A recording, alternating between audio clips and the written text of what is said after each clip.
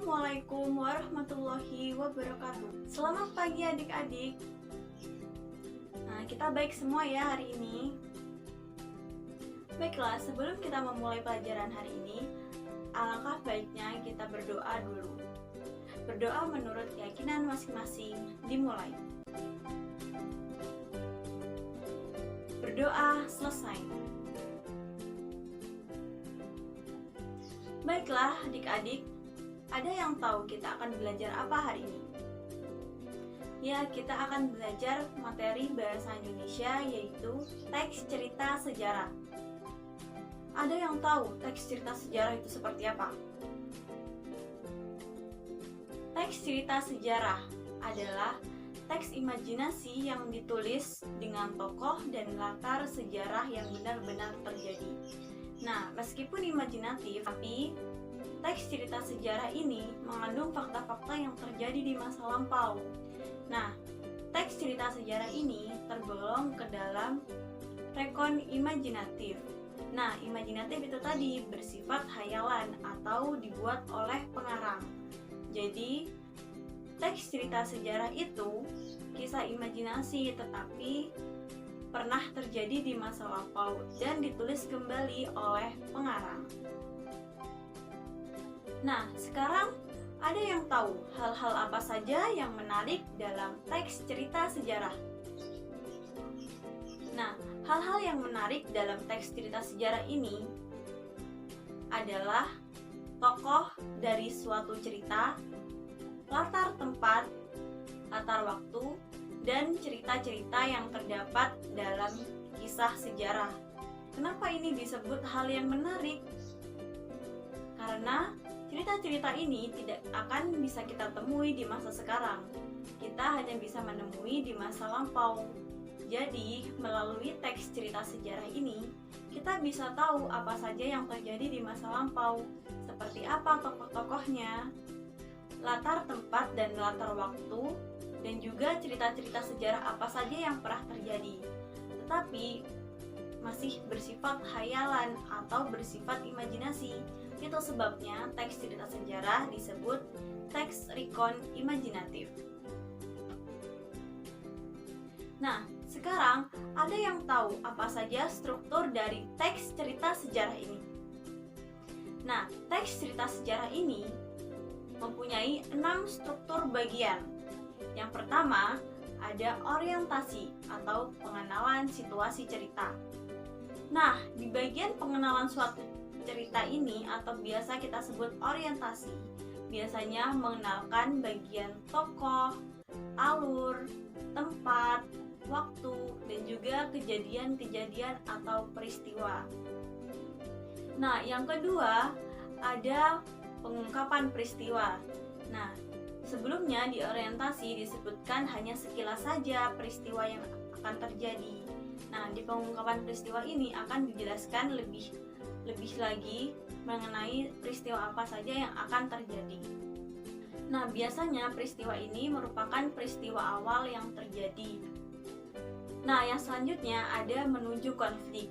Nah, di bagian menuju konflik ini, setelah sebelumnya ada pengungkapan peristiwa dan tokoh akan mengalami konflik-konflik.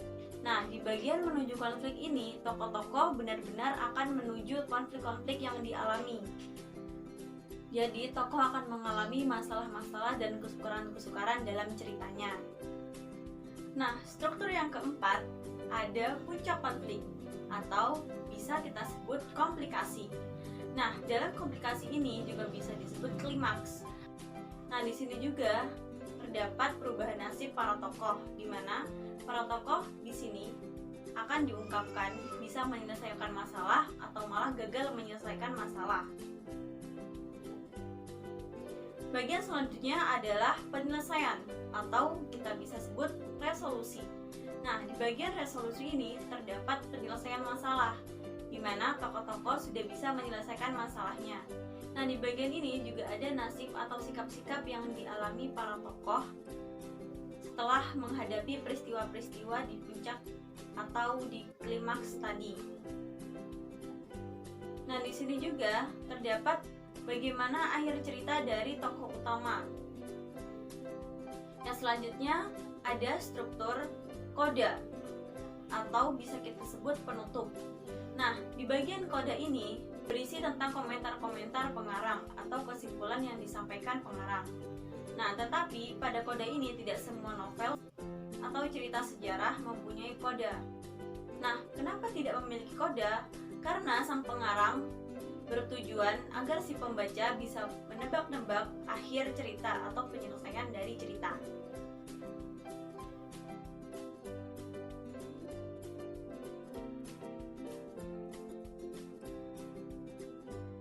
Nah, selanjutnya kita akan membahas ciri kebahasaan. Ciri kebahasaan teks cerita sejarah. Ciri kebahasaan teks cerita sejarah ini ada beberapa poin. Yang pertama, ada banyak menggunakan kalimat bermakna lampau. Apa itu kalimat bermakna lampau? Kalimat bermakna lampau adalah kalimat yang menunjukkan bahwa makna tersebut adalah masa lampau. Misalnya, prajurit-prajurit itu sedang mengawal para baginda kerajaan. Nah, di masa sekarang tidak akan mungkin kita menemukan prajurit-prajurit. Nah, berarti kalimat tersebut bermakna lampau. Yang kedua, ada kata kerja material. Kata kerja material ini adalah kata kerja yang menyatakan perbuatan fisik. Misalnya, memukul, menggenggam, memasak, dan lain sebagainya. Yang selanjutnya ada kata kerja mental. Nah, kata kerja mental ini adalah kata kerja yang menyatakan sesuatu yang dipikirkan atau dirasakan.